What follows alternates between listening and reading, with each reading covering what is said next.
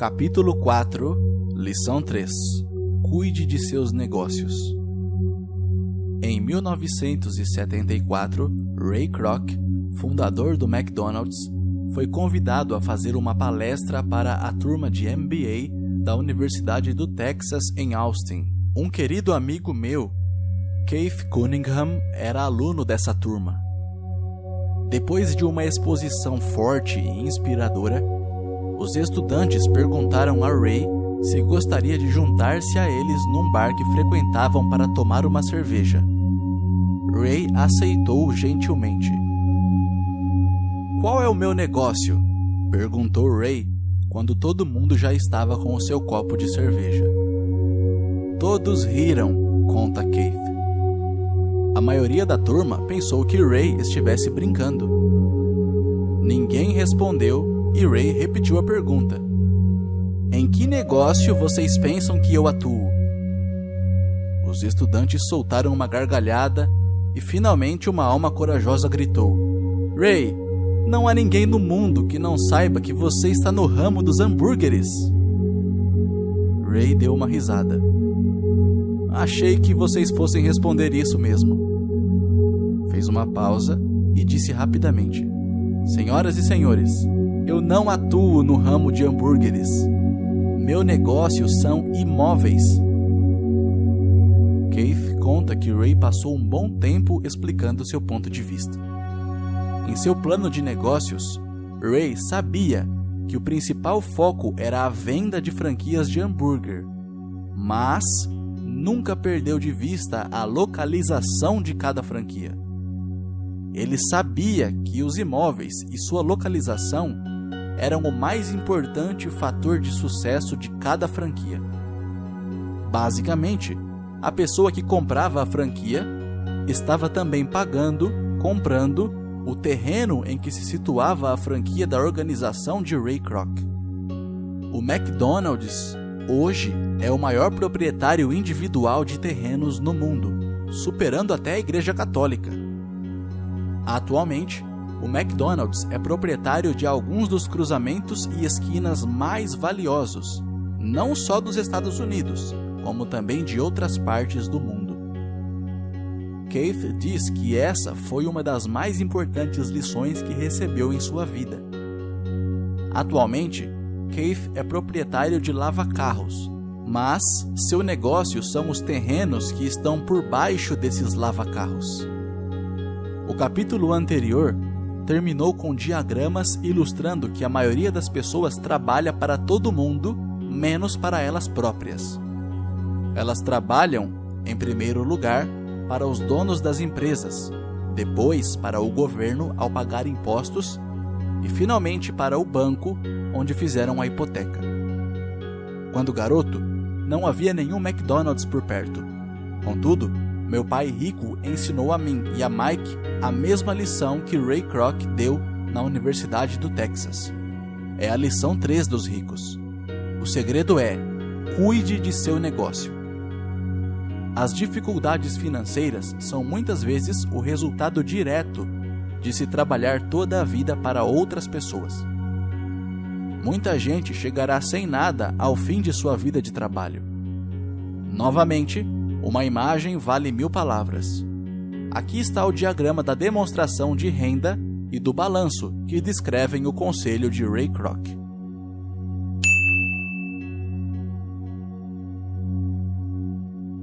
Nosso atual sistema de ensino se concentra em preparar a juventude para os empregos por meio do desenvolvimento de habilidades acadêmicas.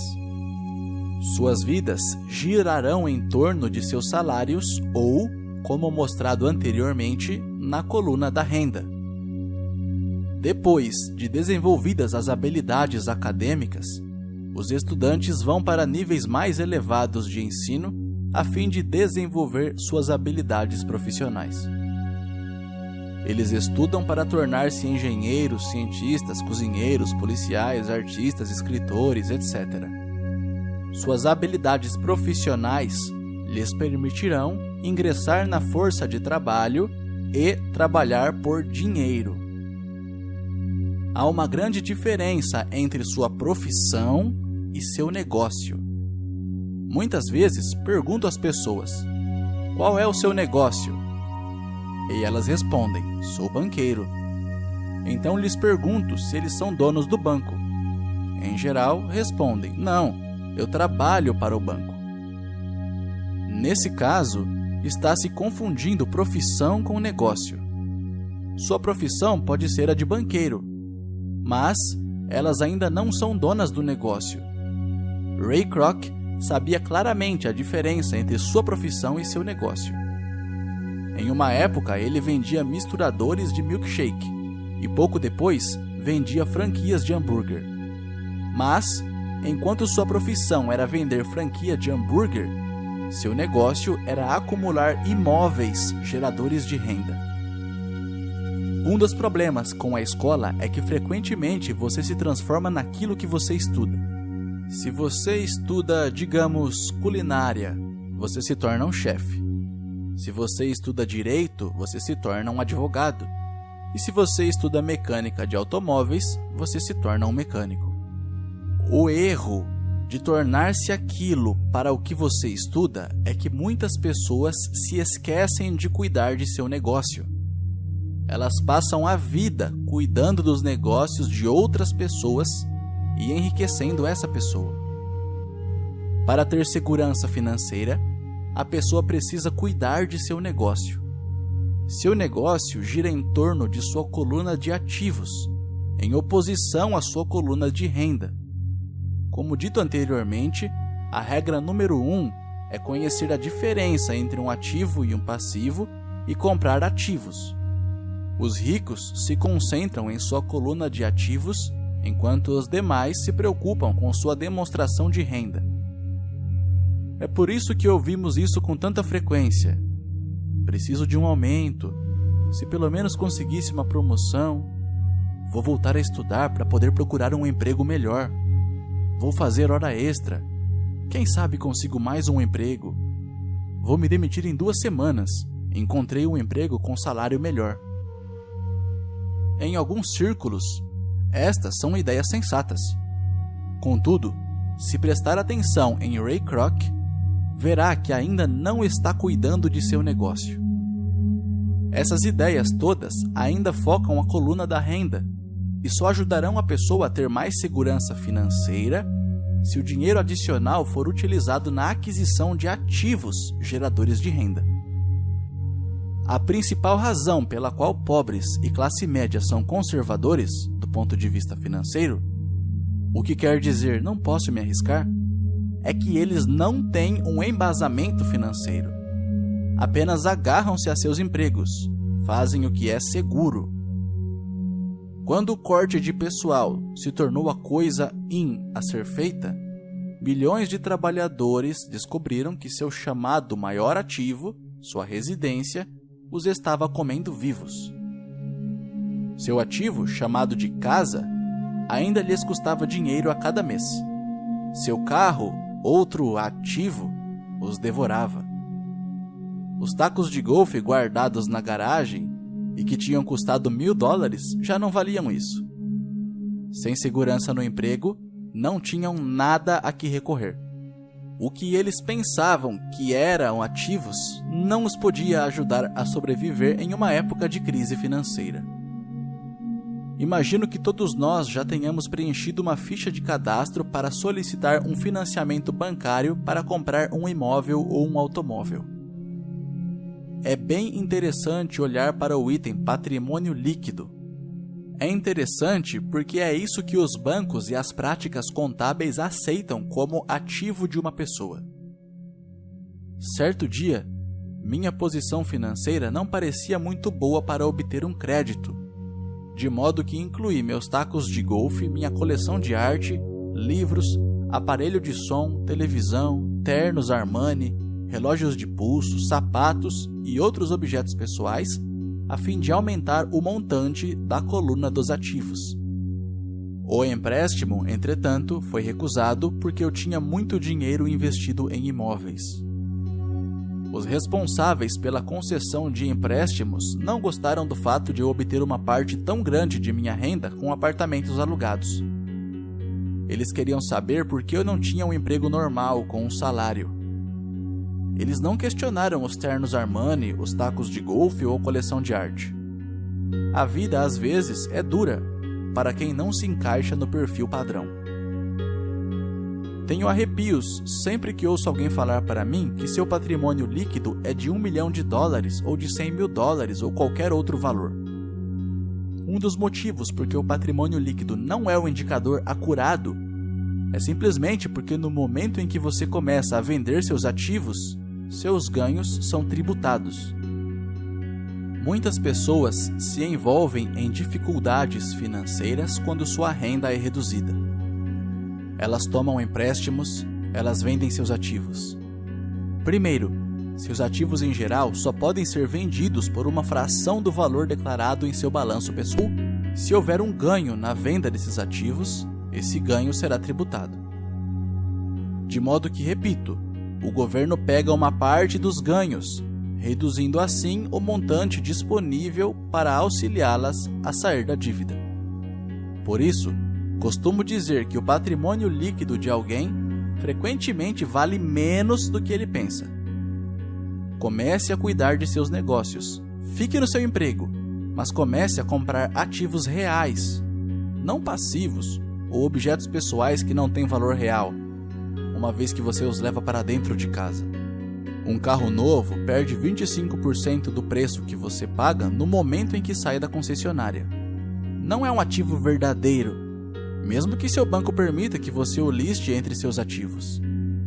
Meu novo taco de titânio, que custou $400, passou a valer $150 no momento em que pisei no campo de golfe. Para adultos, a lição é manter reduzidas as despesas, reduzir os passivos e formar diligentemente uma sólida base de ativos. Para os jovens que ainda não saíram de casa, é importante que seus pais lhe ensinem a diferença entre ativos e passivos. Faça com que seus filhos comecem a construir uma firme base de ativos antes que saiam de casa, casem, comprem casa, tenham filhos e se encontrem em uma situação financeira difícil, agarrando-se ao emprego e comprando tudo a crédito. Vejo muitos jovens casarem e se verem aprisionados em um estilo de vida que não lhes permite sair do atoleiro das dívidas durante a maior parte dos anos de trabalho.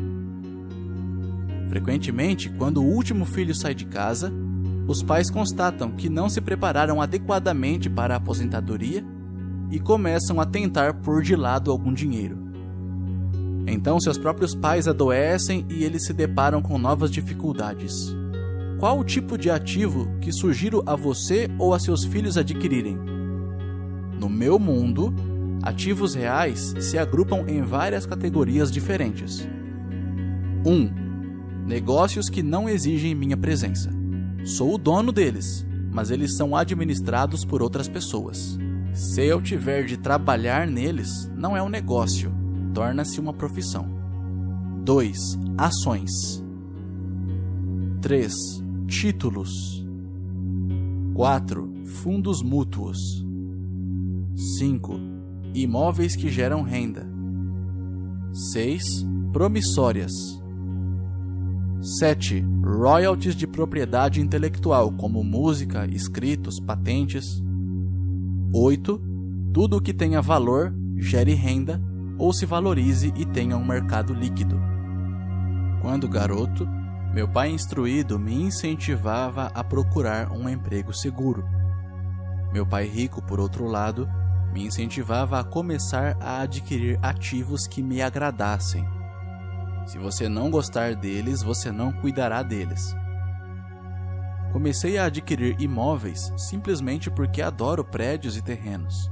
Gosto de comprá-los. Poderia buscá-los o dia todo. Quando surgem problemas, não são tão graves que mudem meu apreço pelos imóveis. Pessoas que detestam imóveis não deveriam comprá-los. Adoro ações de pequenas empresas, especialmente aquelas que estão iniciando suas atividades.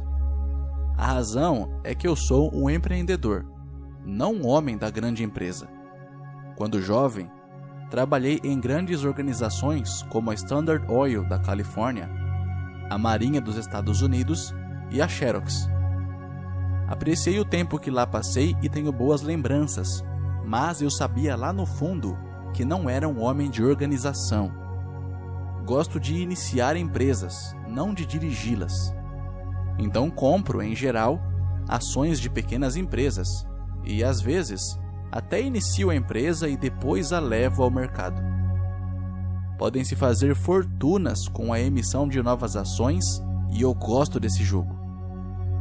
Muitas pessoas têm medo de pequenas empresas e as consideram arriscadas, e de fato o são.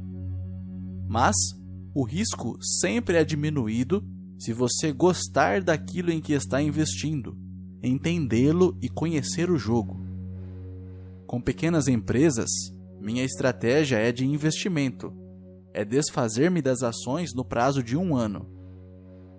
Por outro lado, minha estratégia para os imóveis é começar com pouco, depois trocá-los por imóveis maiores e, portanto, adiar o pagamento dos impostos sobre os ganhos. Isto permite que seu valor aumente acentuadamente. Costumo ficar com os imóveis menos do que 7 anos. Durante anos, mesmo quando estava na Marinha ou na Xerox, fiz o que aconselhava meu pai rico. Fiquei no meu emprego, mas ainda assim cuidava dos meus negócios. Estava atento à minha coluna de ativos. Negociava com imóveis e ações. Pai Rico sempre destacava a importância da alfabetização financeira. Quanto melhor eu entendesse a contabilidade e a gestão do dinheiro, melhor eu poderia analisar investimentos e, por fim, construir minha própria empresa. Eu não incentivaria ninguém a iniciar uma nova empresa a menos que realmente o desejasse. Conhecendo o que conheço quanto à direção de uma empresa, não recomendaria a tarefa a ninguém. Em certos casos, quando a pessoa não consegue um emprego, iniciar uma empresa pode ser uma solução. As chances, entretanto, são adversas. 9 entre 10 empresas quebram em 5 anos. Das que sobrevivem os primeiros 5 anos, 9 entre cada 10 também quebram. Se você realmente tem o desejo de ter sua própria empresa, vá em frente. Se não for esse o caso, fique no seu emprego e cuide de seus negócios. Quando digo cuide de seus negócios, refiro-me à formação e à manutenção de uma sólida coluna de ativos. Se $1 entrar nela, nunca o deixe sair de lá. Pense deste modo: uma vez que $1 entra na coluna dos ativos, ele se transforma em seu empregado. O melhor do dinheiro é que ele trabalha 24 horas por dia e pode fazê-lo durante gerações. Fique no seu emprego, seja um ótimo empregado, mas construa essa coluna de ativos. À medida que seu fluxo de caixa cresce, você pode comprar alguns artigos de luxo. Uma distinção importante é que os ricos compram os artigos de luxo por último, enquanto pobres e classe média tendem a fazê-lo antes. Nos Estados Unidos, os pobres e a classe média frequentemente compram itens de luxo como casas grandes, diamantes, peles, joias ou barcos, porque desejam parecer ricos. Parecem ricos, mas na verdade estão afundando em dívidas. As pessoas que já têm dinheiro, os ricos a longo prazo, constroem primeiro sua coluna de ativos. Então, com a renda gerada por sua coluna de ativos, compram os artigos de luxo. Os pobres e a classe média compram artigos de luxo com seu próprio suor, sangue e com a herança de seus filhos. Um luxo verdadeiro é uma recompensa por ter investido e desenvolvido uma coluna de ativos. Por exemplo, quando minha mulher e eu auferimos uma renda maior com nossos apartamentos, ela comprou sua Mercedes. Ela não fez nenhum trabalho extra ou arriscou sua parte, porque os imóveis compraram o carro. Contudo, ela teve de esperar durante 4 anos enquanto o portfólio de imóveis crescia e finalmente começou a gerar suficiente renda extra para pagar o carro. Mas o luxo, a Mercedes, foi uma verdadeira recompensa. Ela provou que sabia como aumentar sua coluna de ativos. esse carro significa muito mais para ela do que apenas outro carro bonito. Significa que ela utilizou sua inteligência financeira para adquiri-lo. O que muita gente faz é comprar compulsivamente um carro ou outro bem de luxo a crédito. Podem estar se sentindo entediadas e desejam apenas um brinquedo novo. Comprar um luxo a crédito leva alguém, mais cedo ou mais tarde, a se ressentir desse luxo, porque o endividamento se torna um ônus financeiro. Depois que você dedicou seu tempo e investiu em seus negócios, está pronto para acrescentar o toque mágico, o maior segredo dos ricos. O segredo que põe os ricos muito à frente da multidão. A recompensa no fim da estrada por ter dedicado diligentemente seu tempo para cuidar de seus negócios.